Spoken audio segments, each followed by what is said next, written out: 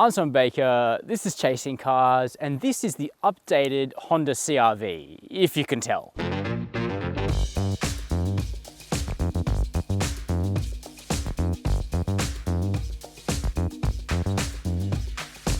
This is a very subtle midlife facelift, as they tend to go in the car industry. The CR-V was already a decent looking midsize SUV in my subjective opinion, and I do think this update tidies it up a bit, but you'll need to be something of a CR-V fan in order to notice the changes. Here at the front end, there's kind of this lightly massaged nose cone, there's some new paint colors, some new alloy wheel designs, and at the back you'll probably pick up on the smoked tail lights. But apart from that, that's about it. There's been a couple of little feature bumps. This car we're looking at here is called the VTI X, which is actually a new grade, but it really kind of just cobbles together bits and bobs from the old pre-facelift grades. And it's a decent car.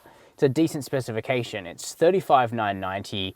And as you can see, we get an interior that mixes some sort of premium elements and some more mainstream elements. That starts with these cloth seats. It's very nice cloth, and if you've been watching for a while, you'll know that I'm a big fan of cloth seats.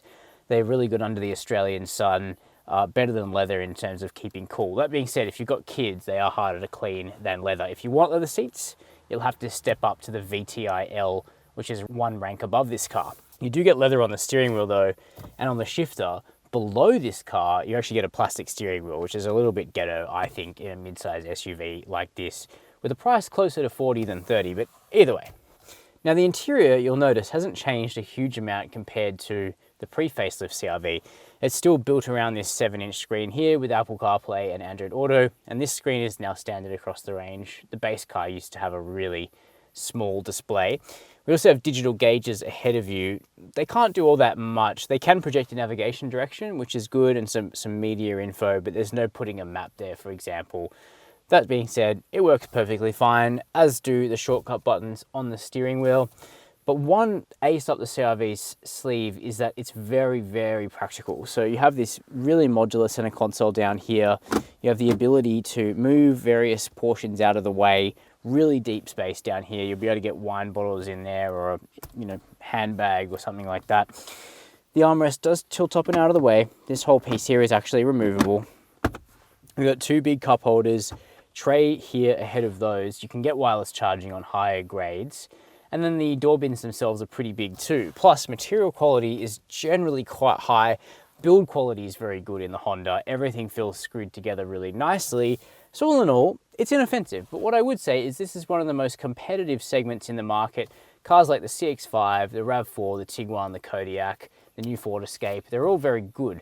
And this should be cross-shopped widely. But on that note, let's have a look in the back seat.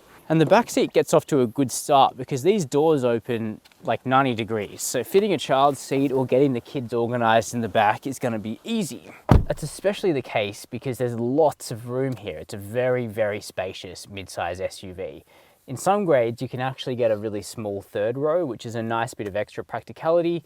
The VTI X is just a 5-seater, but a big one. So for myself, it's 6 foot. Headroom is really good. Legroom is incredibly generous. Toe room's good.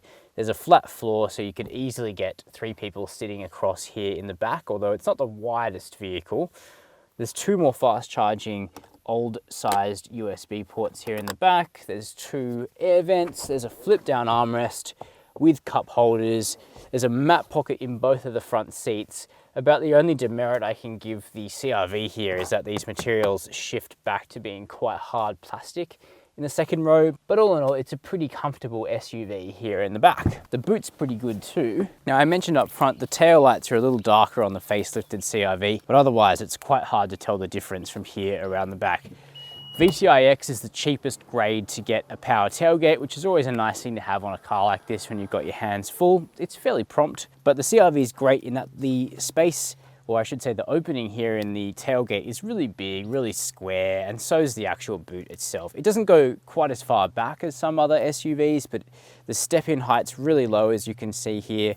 So, you don't have to lift your heavy stuff up very high. It's totally flat. And in fact, underneath that floor, we have a full-sized spare wheel, which is actually becoming very rare in the car industry now. Plus, we have handles to lower those rear seats really easily. Button here to close the door. You can also use that button to set the height. So if you park the car in a garage where the ceiling is quite low, you can set the Honda so it doesn't bash the door every time, which is always nice. So with a look at the practicality over and done with, let's jump in the driver's seat and see how the facelifted CR-V fares. So what's the updated CR-V like to drive? Well, much the same as it was before the facelift. In fact, this is a very subtle update for 2021. I think they've tidied up the looks just nicely. You know, it's only subtle, it's only minor, but I do think it's a better looking SUV than it was before. You know, they've given it a tiny spruce up inside, few, you know, useful features like wireless charging on some models, but otherwise it's very much the same package as it was before. Now, the car I'm driving here has the more desirable of the two available engines. It's a 1.5 litre turbocharged 4-cylinder petrol, and it's quite a good unit actually.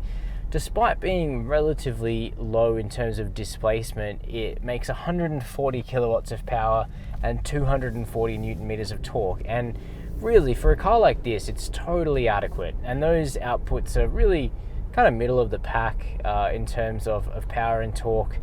The turbo really helps. It just means it produces that 240 newton meters really low in the rev range. And so the CR-V with the 1.5 turbo feels pretty effortless around town and a good companion on the motorway as well. It's got enough muscularity to get along fine. It's certainly not fast. You know, if you're already bowling along at 100 or 110 on a country road and you want to overtake, you will need to plan your moment. Something like a Volkswagen Tiguan 2-litre turbo is going to be a lot quicker than this, but it's still a pretty good unit, I reckon. And it is worth upgrading to the 1.5-litre turbo from the base engine, which is a 2-litre naturally aspirated 4-cylinder petrol, making, well, a lot less power and a lot less torque, 118 kilowatts of power and 189 newton meters of torque. And that torque is produced much higher in the rev range, that's really the problem. It's not so much the figure, it's the fact you really got to rev for it. Now, both engines are paired to a CVT auto. It's fine, it totally gets the job done, but it's the turbo that flatters that choice more, because CVTs tend to be offensive, mostly because they're usually paired to naturally aspirated engines that you have to rev right out and then listen to a loud drone. Whereas with a turbo, because that torque is low down, the CVT doesn't usually need to, rev right out and then start making bad noises. So it's probably not as bad as you might expect in this version of the CR-V. As for the ride and handling, Honda have gone really inoffensive. This is a brand which doesn't have much of a clear character of its own anymore, at least not in the product that they import into Australia, which can be a real mixed bag. So the CR-V doesn't have a distinctly Honda feel to it. It just has a very straight down the line, unremarkable character to the way it drives. So it's not bad. I'm not criticizing it. I'm just saying it's competent. You know, it's unexciting, but it's competent. The ride quality is pretty good, probably top third for the segment. Soaks up bumps well. We've got independent rear suspension. It's a decent suspension setup. There isn't much by way of firmness, so it's relatively soft, but it's not sickness inducing or anything. The control is still there. Now the steering is light and the ratio is slow, so it's definitely less engaging steering than a Mazda CX-5 or a Toyota RAV4, but it once again gets the job done perfectly fine. The steering wheel itself is quite large, but feels nice. The leather quality is good. Visibility out is also pretty good. We've got really large mirrors, which helps. You can see out the back of the thing. There's no real sort of fussy design elements to it, which is pretty good for a vehicle like this, I think. Now, refinement is decent. It gets a little noisy at high speed on coarse chip, a bit like the Civic, but not quite as bad. And safety is impressive. So they've given more variants, more stuff in terms of safety tech this time around. So we've got lane centering, we've got adaptive cruise, AEB, forward collision warning, blind spot monitoring on up-spec variants, rear cross traffic alert, and a reversing camera, but no 360-degree camera. No blind spot monitoring, however. Honda instead uses a blind spot camera for the left side called Lane Watch, which then projects an image onto the screen down here. And that works fine. It would be really good though if they had two blind spot cameras, a bit like the latest Hyundai and Kia products. So that's a detailed look at the updated Honda CR-V. Now this is a good mid-size SUV to buy if you want something really easy to live with and very spacious inside. It's really easy to carry passengers and cargo in this vehicle. That said, keen drivers will be better placed to look at some of this car's rivals in the market. Some offer more power. It's mostly just that this is a very comfortable and supple vehicle, but it's not that interested in being driven sportily. But the question you have to ask is that really what you want your mid-size family crossover to be about anyway? Well, you can let me know down below this video, of course. While you're there, make sure to hit subscribe and the notification bell. And as always, thanks for watching Chasing Cars.